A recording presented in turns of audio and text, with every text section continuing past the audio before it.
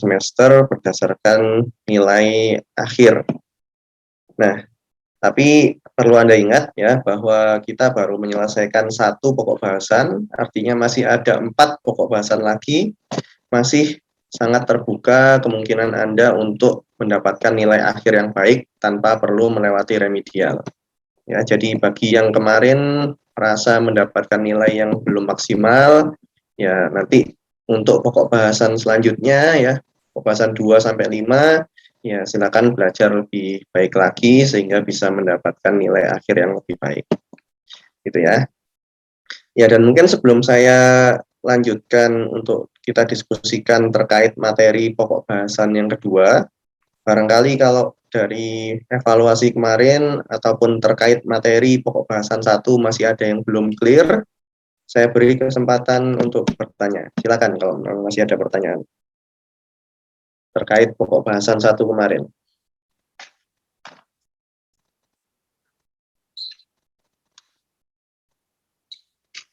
Tidak ada ya? Oke, baik. Kalau memang tidak ada yang ditanyakan terkait pokok bahasan 1 kemarin, ya saya harap moga-moga sudah paham ya. Jadi nanti kalau memang mungkin di kuliah lain ataupun nanti di tugas akhir kah ataukah di pekerjaan nanti Anda menjumpai permasalahan yang yang harus diselesaikan terkait dengan mencari akar persamaan non-linear. Ya, saya harap Anda bisa mengerjakan dengan metode numerik yang sudah kita pelajari.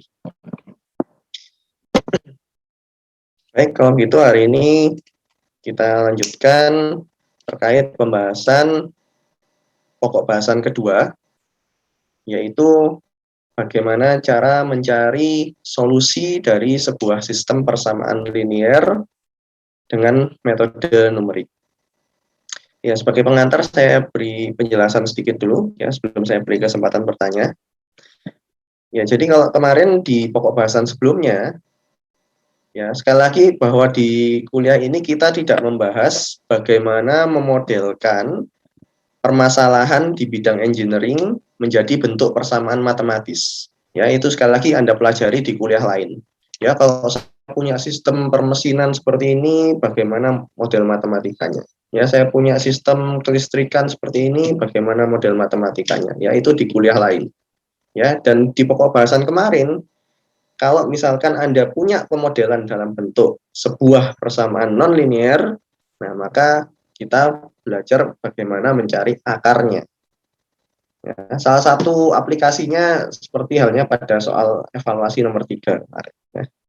Nah, sekarang di pokok bahasan kedua ini, nah bagaimana kalau sistem yang Anda punya itu dimodelkan dalam bentuk sistem persamaan linear. Ya, jadi model matematisnya kalau berupa sistem persamaan linear, maka bagaimana cara mencari solusinya? Ya, itu yang akan kita pelajari. Ya, jadi ini salah satu contoh saja ya yang saya berikan di slide ini hanya salah satu contoh sebuah sistem yang bisa dimodelkan dalam bentuk sistem persamaan linear ya atau kita sebut SPL. Ya, dan banyak lagi contoh sistem lain yang bisa dimodelkan dalam bentuk SPL. Nah, sehingga nanti ketika Anda perlu mencari solusi, ya, seperti halnya contohnya di sini mencari nilai arus. Ya. Nah, ini adalah salah satu solusi yang perlu kita cari. Ya. Nah, maka kalau Anda sistemnya besar, ya, kesulitan dengan substitusi eliminasi biasa, maka alternatifnya Anda bisa menggunakan metode secara numerik. Ya, dan di sini metode yang diberikan secara garis besar ada metode iterasi, ada metode eliminasi. Di mana kalau metode iterasi ini ya masih mirip-mirip ya dengan pokok bahasan 1 yang kita pelajari kemarin, ya artinya Anda harus menghitung iterasi 1, 2, 3 ya, berulang ya perhitungan yang sama tapi berulang, dan kita berpatokan juga pada error sebagai kriteria kapan kita harus berhenti. Ya, pada intinya seperti itu. Ya, dan metode iterasi sendiri ini hanya 2 contoh ya. Dan sebenarnya masih banyak lagi. Ya, masih banyak lagi metode iterasi untuk mencari solusi SPL, tetapi ya bisa dikatakan dua yang paling pertama muncul adalah iterasi Jacobi dan Gauss-Seidel. Ya, kira-kira seperti itu sebagai pengantar. Ya, saya harap sudah mempelajari bagaimana metode mencari solusi SPL-nya. Ya, dan silakan saya beri kesempatan untuk menanyakan mana bagian yang Anda masih kurang jelas, ya akan saya jelaskan lagi. Silakan, siapa yang ingin bertanya? Permisi Pak, saya mau bertanya. Sebentar, ini Septian sudah raise hand dulu, Pak, ya, gantian ya. Yang on mic dulu aja, Baik Pak. Pak. Yang on mic dulu aja, Pak. Oh gitu. Ya udah, silakan Mbak Awi. Mbak Awi dulu. Oke, perkenalkan nama saya Wita Maro, NRP akhir 024. Di sini saya mau bertanya di yang metode yang ini Pak, di slide akhir-akhir, slide mungkin dua. Nah, yang 3 itu loh Pak, yang ada X1, X2, X3. Yang ini? Nah, iya. Nah, kalau yang X1 sama X2 aja kan silangnya pas ngitung nyilang kan jelas Pak ya. Nah, untuk yang di 3 ini saya agak bingung Pak. Mana? Dengan yang iterasi Jacobi atau Gauss-Seidel atau dua-duanya masih bingung? Dua-duanya masih bingung. Dua-duanya. Oke, baik. Oke, Terima saya kasih jelaskan. Pak. Ya, baik. Ya, nggak apa-apa, saya jelaskan lagi ya. Oke. Baik, saya gambarkan saja.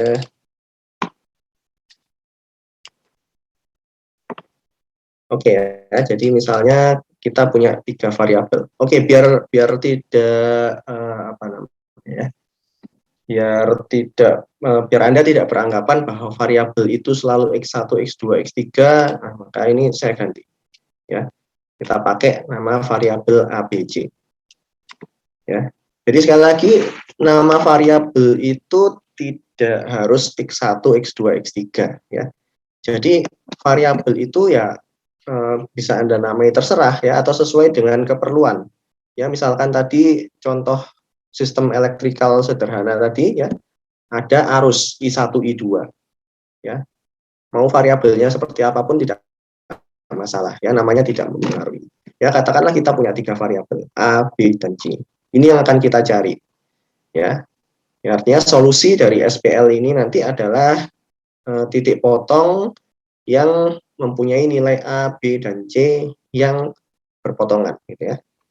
Berapa nilai A, B, dan C yang membuat sistem persamaan linear kita menjadi berpotongan. Ya. Nah, seperti dijelaskan ya, kita mulai sama seperti kemarin ya, mulai dari iterasi 0. Ya, kalau misalkan Anda membaca referensi yang mulai dari iterasi 1 ya nggak masalah. Ya, Anda mulai dari iterasi 1 boleh, tapi nanti jumlah iterasinya ya kalau berdasarkan soal tugas atau evaluasi ya disesuaikan gitu ya. Jadi misalnya kalau saya mengajarkan dari iterasi 0, kemudian di soal diminta sampai iterasi 4 ya, misalnya sampai iterasi 4 ya. Nah, kalau misalnya Anda mulai dari iterasi 1, berarti Anda harus sampai iterasi 5 gitu ya. Pokoknya jumlah iterasinya sesuai. Oke, gitu. Nah, kemudian ya, pada iterasi 0 ini untuk nilai A, B, dan C pada saat awal ini terserah Anda. Ya, tidak ada ketentuannya. Anda mau menggunakan nilai yang sama untuk ketiganya boleh. Mau beda-beda semua boleh. Ya.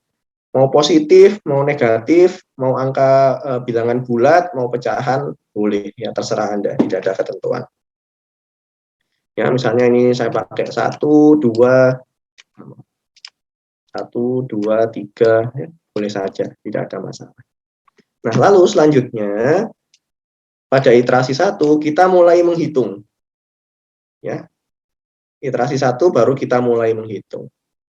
Nah, sekarang kalau yang pertama saya coba jelaskan yang iterasi Jacobi dulu. Ya, iterasi Jacobi itu yang lebih awal. Ya, jadi kalau Anda melihat pada slide itu yang metode yang pertama. Nah, pada iterasi 1, nah ini sebenarnya Anda bebas ya. Anda mau menghitung nilai A dulu atau B dulu atau C dulu terserah. Ya, tidak ada ketentuannya. Ya, terserah Anda. Misalkan ya kalau saya contohkan selalu dari paling kiri ya, biar rapi saja. Ya. Nah, misalkan di sini kita menghitung nilai A dulu. Nah, untuk mendapatkan nilai A itu di dalam persamaannya itu mengandung nilai B dan C, gitu ya. Jadi misalnya A sama dengan 2B dikurangi C per 3, misalkan, ya, misalkan. Nah, maka ketika kita menghitung nilai A iterasi 1 ini, nah, kita butuh nilai B dan C. Dari mana nilai B dan C? Ya, dari iterasi sebelumnya. Oke, bentar, ini saya tulis dulu ya, ini adalah Jacobi, ya, metode iterasi Jacobi. Ya. Nilai B kita ambil dari iterasi 0. Ya, nilai C juga. Ya, artinya nilai B-nya kita masukkan, nilainya 2, ya. Nilai C-nya 3, ya. Artinya 2 dikali 2 dikurangi 3 dan dibagi 3. Ya. Kemudian sama nanti pada saat kita menghitung nilai B. Ya, pada saat kita menghitung nilai B, misalnya A ditambah C per 2 misal, ya. Maka sama, ya. A-nya dari mana? Ya, dari iterasi sebelumnya. Karena kita menghitung iterasi 1, berarti semuanya kita ambil dari iterasi 0. Ya. A-nya nilainya 1, C-nya nilainya 3. Ya, sama. Demikian juga untuk yang menghitung C. Ya, katakanlah misalnya ini rumusnya hanya begini. Ya, A per 5 misalkan. Ya. Nah, maka kita hanya membutuhkan nilai A. A-nya dari mana? Ya tetap dari iterasi sebelumnya. Ya, jadi sekali lagi untuk iterasi Jacobi, ya, ketika kita menghitung sebuah variabel dan membutuhkan variabel lain, maka nilai dari variabel lain kita ambil dari iterasi sebelumnya. Ya, kalau kita menghitung pada iterasi 1, maka kita ambil nilai-nilai variabel lain dari iterasi 0. Sama nanti saat iterasi 2, rumusnya tidak berubah. Ya. A-nya tetap seperti ini, B-nya tetap seperti ini, ya, C-nya tetap seperti ini. Hanya saja pada saat iterasi 2, kita mengambil, misalnya ya, saat menghitung A, nilai B dan C-nya kita ambil dari iterasi 1. Ya, demikian juga nilai B pada iterasi 2, kita membutuhkan nilai A dan C dari iterasi 1. Ya, dan seterusnya. Baik, untuk iterasi Jacobi apakah sudah jelas Mbak Awi? Baik Pak, sudah jelas Pak, paham. Oke. Sekarang kita coba lanjutkan untuk yang Gauss-Seidel. Ya.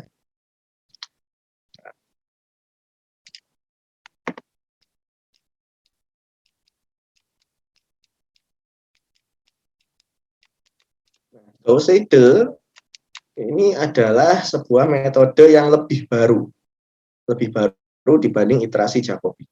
Ya, karena memang ini adalah pengembangan. Ya. Jadi metode iterasi Jacobi ini diciptakan lebih awal. Ya, metode iterasi Jacobi ini diciptakan lebih awal oleh ya Pak Jacob ya. Saya nggak tahu lengkapnya siapa. Ya, terus kemudian dikembangkan lagi dengan tujuan mempercepat ya. Artinya bagaimana supaya jumlah iterasinya lebih minimal, lebih sedikit. Ya, oleh Pak Gauss dan Pak Seidel. Nah, ini bedanya adalah sebenarnya saya tuliskan. Ya, pada iterasi 0 sama ya. Pada saat iterasi 0 kita menentukan sendiri nilainya sembarang ya, terserah. Tidak ada ketentuannya. Ya, dan kemudian pada iterasi 1 ya baru perbedaannya adalah bagaimana kita mengambil variabel yang dibutuhkan. Ya. Nah, jadi sekali lagi kalau Jacobi tadi semua variabel lain ya, misalnya saat kita menghitung A ya, kita butuh B dan C. Ya, B dan C-nya dari mana? Semuanya dari iterasi sebelumnya. Ya, baik saat kita menghitung nilai A, menghitung nilai B, menghitung nilai C, ketika kita butuh variabel yang lain, kita ambil nilainya dari iterasi sebelumnya. Pukul rata gitu pokoknya ya. Semuanya dari iterasi sebelumnya. Nah, tapi kalau Gauss Seidel tidak. Ya, kalau Gauss Seidel kita mengambil dari nilai terakhir yang sudah diketahui. Nah, bagaimana contohnya? Misalkan kita hitungnya mulai dari variabel A. Ya misalnya ya. Jadi sekali lagi sebenarnya tidak ada ketentuan harus dari variabel A, variabel paling kiri, tidak ada sebenarnya. Ya, tapi supaya rapi saja ya, kita seragamkan lah ya biar gampang, biar Anda nggak bingung juga ya, nanti bingung sendiri kalau tidak seragam ya. Nah, jadi misalnya kita hitung mulai dari variabel A ya, 2B minus C dibagi 3.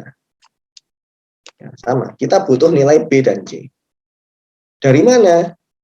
Nah, di sini pada iterasi 1 variabel B dan C belum kita hitung. Ya, kita belum tahu nilainya. Maka di sini tetap kita harus mengambil dari iterasi sebelumnya. Ya. Nah, jadi B-nya tetap nilainya 2. C-nya tetap nilainya 3. Ya, karena kita belum hitung. Ya, belum kita hitung nilai B dan C pada iterasi 1. Nah, ini kita hitung A-nya. 4 1/3 ya. 0,33 ya. Nah, sekarang kita hitung, setelah kita hitung variabel A, kita hitung variabel B. Ya. A plus C per 2. Nah, di sini bedanya. Nah, saat kita menghitung pada iterasi 1, ya, nilai variabel B ini, kita butuh nilai A dan C. Nah, di sini nilai A saat kita menghitung variabel B, ya, saat kita menghitung variabel B, nilai variabel A pada iterasi 1 sudah kita hitung. Ya, ini. Sudah kita hitung. Ya. Kalau tadi juga sama sebenarnya ya, pada saat Jacobi nilai saat kita menghitung B, nilai A-nya sudah kita hitung. Tetapi tetap kalau Jacobi prinsipnya kita ambil dari iterasi sebelumnya. Nah, ketika kita menggunakan metode Gauss-Seidel, enggak. Karena nilai A pada iterasi 1 sudah kita hitung, ya sudah, maka nilai terakhir inilah yang kita ambil. Ya. Nah, jadi saat kita menghitung variabel B pada iterasi 1, nilai A-nya kita ambil dari nilai A pada iterasi 1 juga. Tidak lagi mengambil dari iterasi 0. Ya, karena pada iterasi 1 sudah dihitung. Nah, sekarang nilai C-nya dari mana? Nah, nilai C-nya belum dihitung, maka tetap dari iterasi 0. Ya, dari iterasi 1. Nah, terakhir, nilai C, ya misalnya di sini A/5.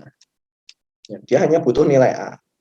Ya sama, karena nilai A sudah dihitung, ya maka kita ambil nilai A pada iterasi 1.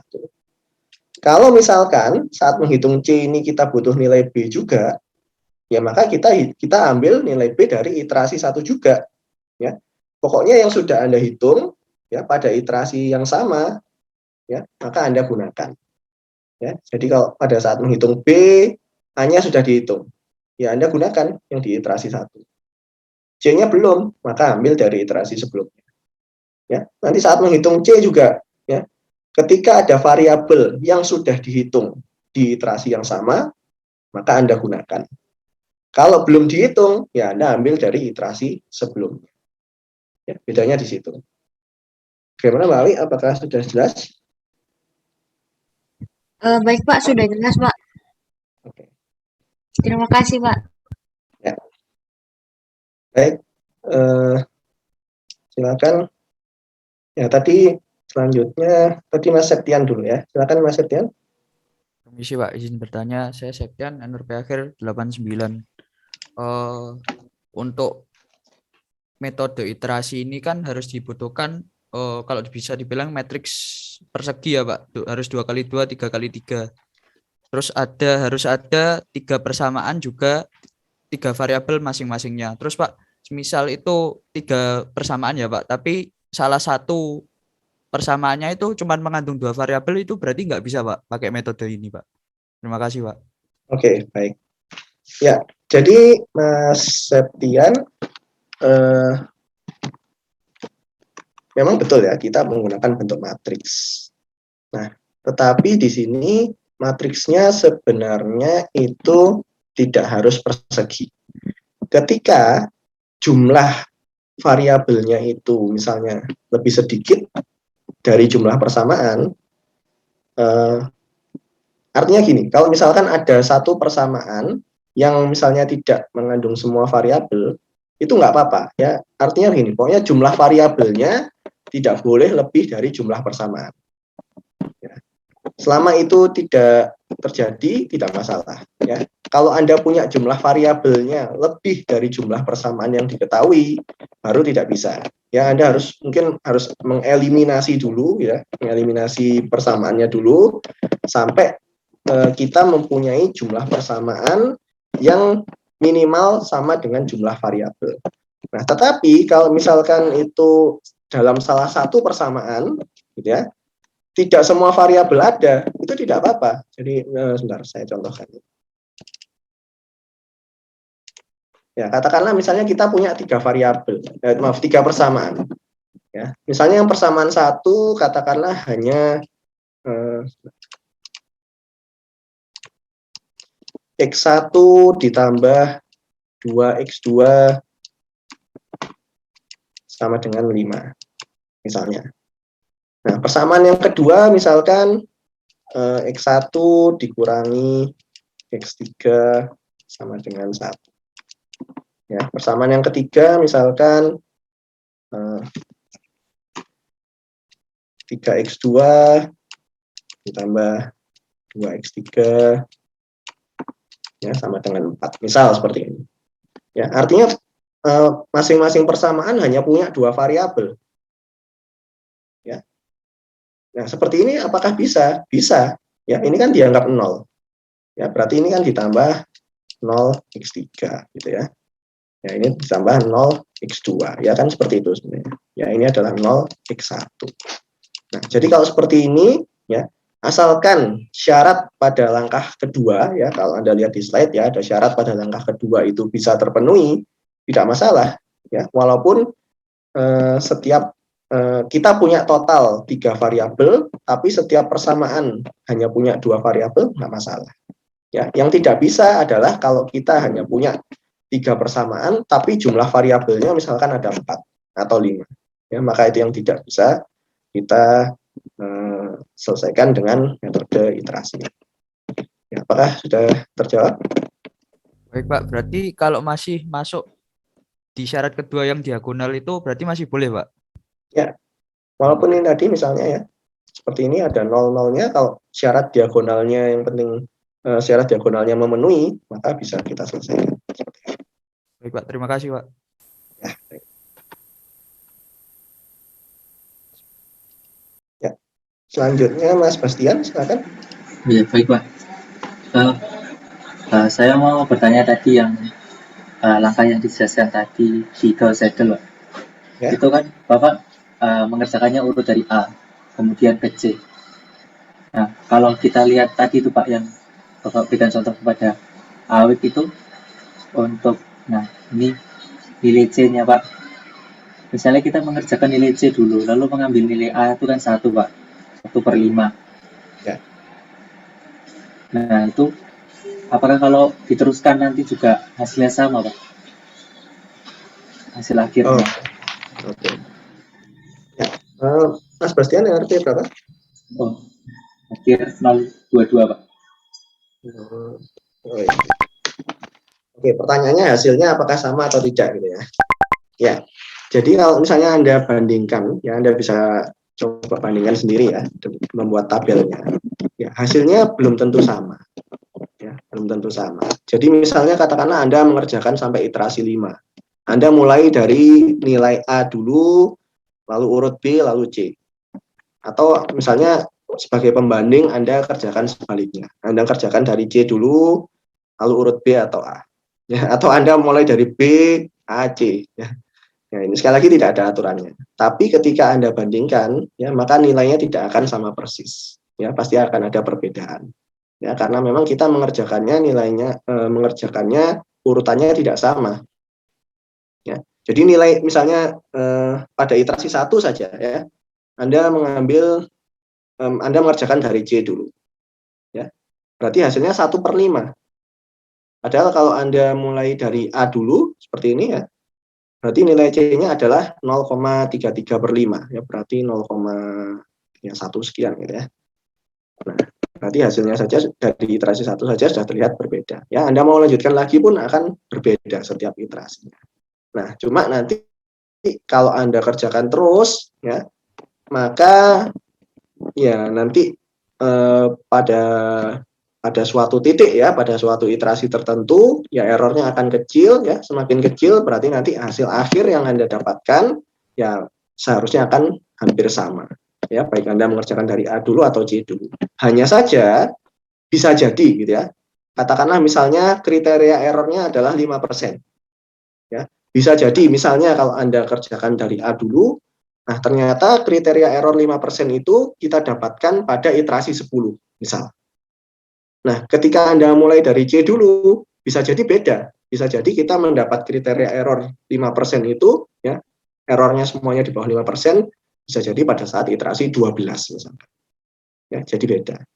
Ya, jadi untuk mendapatkan nilai error yang sama, akan kemungkinan jumlah iterasinya akan berbeda. Ya, tapi nilai akhir yang Anda dapatkan seharusnya baik itu mulai dari A dulu atau mulai dari C dulu, nilai akhirnya tidak akan jauh berbeda. Seperti itu. Baik Pak, terima kasih. Ya. Baik. Ya, silakan, ada lagi yang mau bertanya? Nah, mungkin sebelum itu sebentar, mungkin kalau tadi ada yang baru bergabung, belum mengisi presensi, kodenya 279231. Ya, mungkin ada yang baru bergabung. Sekali lagi kode presensinya 279231. Baik, silakan. Ada pertanyaan lagi atau tidak?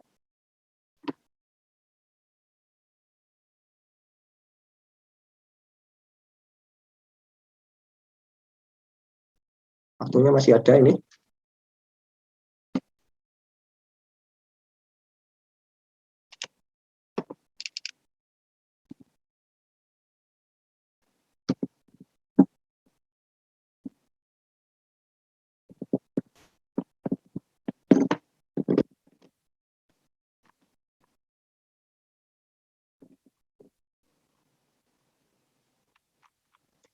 Tidak ada pertanyaan?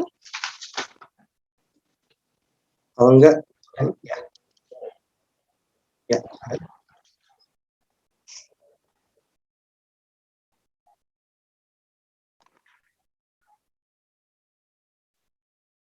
Maksudnya urutannya ya, Mas?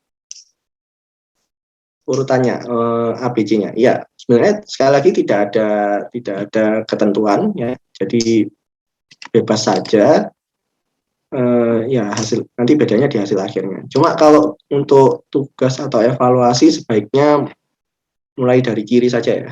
Biar ya saya mudah ngoreksinya ya kalau sama. Ya, seperti itu.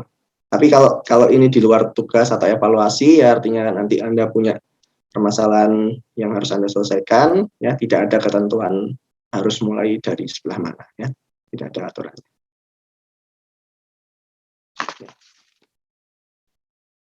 Ya, Mas Tapus, silakan. Baik Pak, saya masih masih bingung yang tadi Pak, yang langkah kedua Pak, yang di atas Pak, yang untuk harga mutlak ya Pak.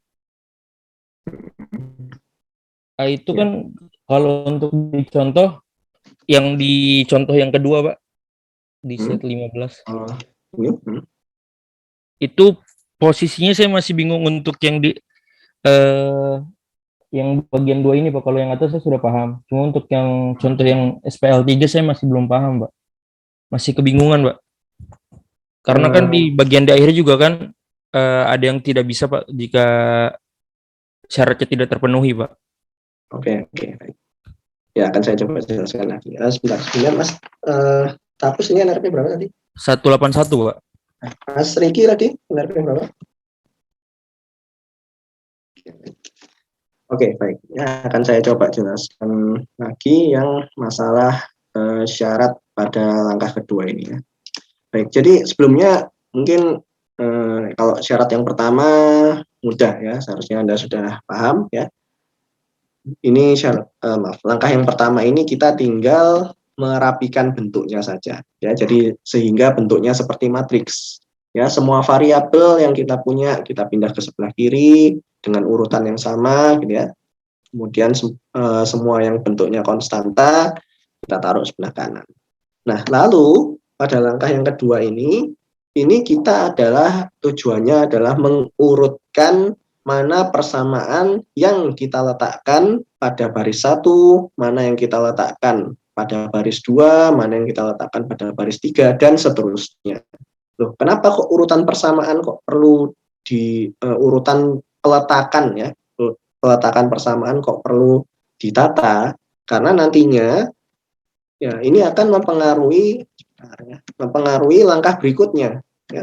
Pada langkah ketiga itu kan kita bentuk ya. X1 sama dengan bagaimana? Ya, X2 sama dengan bagaimana? Nah, kalau urutannya beda, maka persamaan akhirnya ini juga beda. Ya. Misalnya saja kita tukar posisinya. Ya. Maka X1-nya adalah 5 min X2 per 2. Gitu ya. X2-nya yang X1 min 1. Ya, benar ya. Nah, maka nanti perhitungan di tabelnya juga akan beda. Ya, karena bentuk persamaan akhirnya beda ya, dan ini yang akan mempengaruhi apakah perhitungan kita konvergen menuju akar atau tidak ya, konvergen menuju akar ataukah divergen ya, tidak menuju ke solusi yang sebenarnya. Nah, di sini untuk pengurutan ini ya, kita lihat ya, misalnya kalau yang atas mudah. Kita hanya punya 2 persamaan. Nah, maka tinggal apakah persamaan 1 yang awal ini ya, persamaan 1 yang awal ini yang di atas atau persamaan 1 ini seharusnya di bawah urutannya. Ya. Nah, maka kita cek diagonalnya. Ya. Di sini pada persamaan 1 ternyata diagonalnya nilainya hanya 1. Ya, nilainya 1. Harga mutlak itu menunjukkan bahwa kita tidak melihat positif atau negatif. Ya, kita hanya melihat angkanya saja. Ya, nilainya berapa? Ya, positif negatifnya Anda hilangkan. Ya, tidak usah dihiraukan.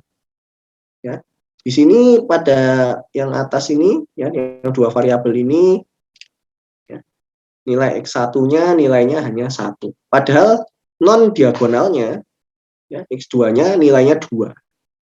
Nah, berarti ini tidak memenuhi syarat. Karena diagonalnya nilainya 1, ya, non diagonalnya lebih besar, nilainya 2. Nah, maka kita coba tukar.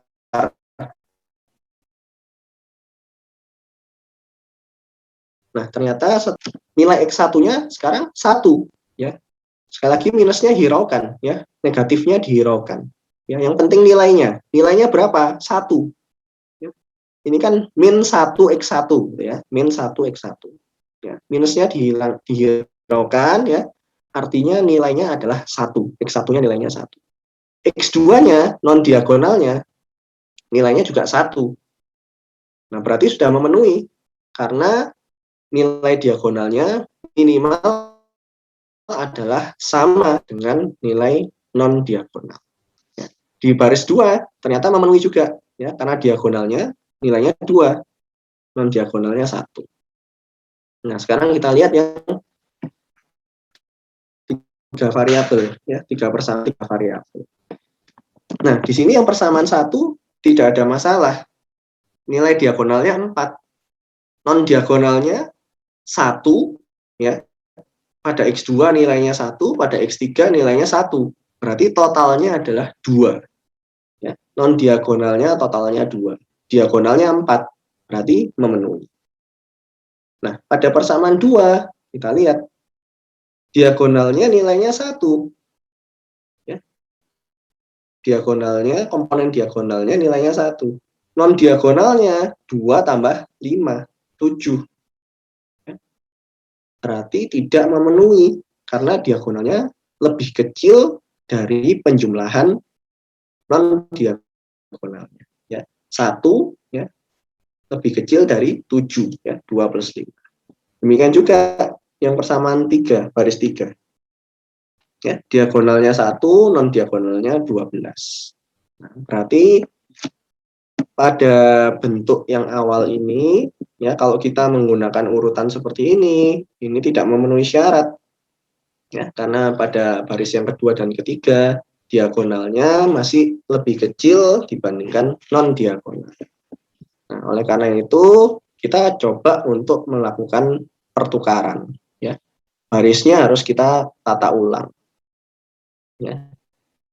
Dan tentunya ini ya, kadang-kadang itu di semester sebelumnya itu ketika mengurutkan baris seperti ini, ya itu tidak satu baris, cuma nilai X2-nya saja ditukar misalnya. Nah, itu tidak boleh. Ya, tentunya ketika kita mengurutkan, maka satu baris ini harus lengkap, ya harus dipindah semuanya. Ya, jadi satu persamaan ini tentunya kalau kita pindah harus kita pindah semua. Nah, jadi di sini contohnya ini kita tukar yang tadinya baris 2, ya, min 2 X1 plus X2 dan seterusnya, ini kita pindah ke baris 3. Ya, jadi sekali lagi lengkap satu baris. Ini kita pindah ke baris 3. Sebaliknya, yang tadinya baris 3, ya, 4X1 min 8X2 dan seterusnya, kita pindah ke baris 2. Nah, kemudian kita cek lagi. Ternyata setelah kita tukar, ya, kita cek nilai diagonal, ya, pada baris 2, nilai diagonalnya 8. Nah, ini sudah lebih besar dari non diagonal. Non diagonalnya berapa? 5, ya. 4X1 tambah 1X3, ya, 4 tambah 1, 5. Demikian juga pada baris 3, komponen diagonalnya 5, non diagonalnya 3. Ya. Berarti pada baris 3 juga sudah memenuhi syarat. Nah, jadi di sini, di contoh ini, ternyata setelah kita coba tukarkan barisnya, urutan barisnya, kita bisa memenuhi syarat pada langkah kedua. Nah, kalau misalkan setelah kita coba tukar-tukar, ya, ternyata tidak ada komposisi, ya, tidak ada urutan yang bisa memenuhi syarat tersebut, ya, maka berarti kita tidak bisa melanjutkan dengan metode iterasi. Itu yang bisa saya jelaskan. Mungkin silakan Mas Tapus, apakah ada yang masih dibingungkan? Pak, untuk pertukaran itu misal tadi kan untuk baris 1 dengan apakah per baris, misalnya baris 1 hanya boleh dengan baris 2 atau misalnya yang bisa gitu untuk memenuhi pada baris 1 itu ada di baris ketiga, boleh nggak Pak? Boleh saja, silakan, tidak masalah. Ya, jadi misalkan ini 1, 2, 3, ya. Dari 1, 2, 3 yang asli ini Anda mau tukar jadi 3, 1, 2, 3, 2, 1, 2, 1, 3, tidak masalah. Yang penting pokoknya Anda mindahkannya satu baris lengkap. Ya, jadi tidak harus misalnya hanya 2 dan 3 ditukar, tidak. Ya, urutannya Anda rombak total. Misalnya Anda punya 10 baris. Ya, 1, 2, 3, 4 sampai 10. Ya, mau Anda tukar, mau Anda untuk memenuhi syarat langkah 2 ini, ya sudah, pokoknya Anda ambil saja bagaimana urutannya yang dia bisa memenuhi syarat tersebut. Ya, apakah menjadi 2, 3, 1, 4, 5 terusnya, ya nggak ada masalah. Ya, jadi mau dirombak total, mau dirubah secara keseluruhan urutan barisnya nggak masalah. Yang penting bagaimana caranya agar syarat diagonal tadi bisa terpenuhi, dan yang penting pokoknya jangan sampai kita merubah persamaan. Ya, artinya persamaan 1 ini misalnya kita pindahkan, ya kita pindahkan seluruhnya, ya, satu baris lengkap. Ya. Bagaimana? Apa ada lagi? Sudah Pak, terima kasih Pak. Ya.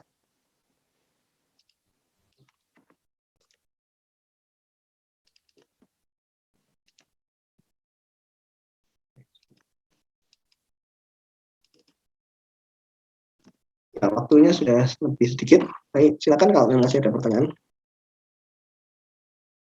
Ya, kalau memang masih ada yang ragu-ragu ya, belum clear menurut Anda, ya silakan ditanyakan saja ya, supaya tidak keliru nanti.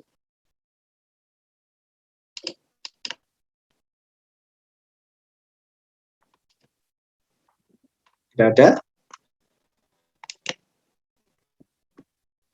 Ya, baik, kalau sudah tidak ada pertanyaan lagi, ya sudah, maka ya saya harap sudah cukup jelas untuk bagaimana cara mencari solusi SPL dengan metode iterasi, ya, dan Anda untuk mengkonfirmasi ya ke pemahaman Anda, ya silakan Anda mengerjakan tugas 2, ya sudah ada di My Classroom, ya hanya ada satu soal saja, ya walaupun 4 variabel ya, agak sedikit panjang ya, tapi mestinya nggak sampai setengah jam selesai ya.